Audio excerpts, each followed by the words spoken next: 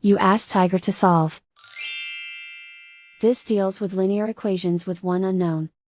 The final result is r equals -3. Let's solve it step by step.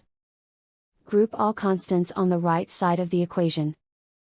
Subtract 16 from both sides. Group like terms. Simplify the arithmetic.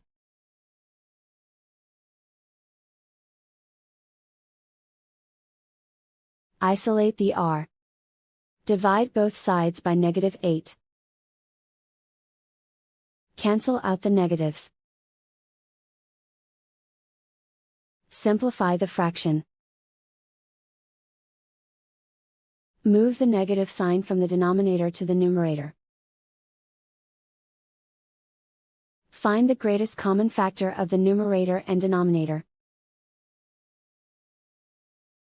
Factor out and cancel the greatest common factor.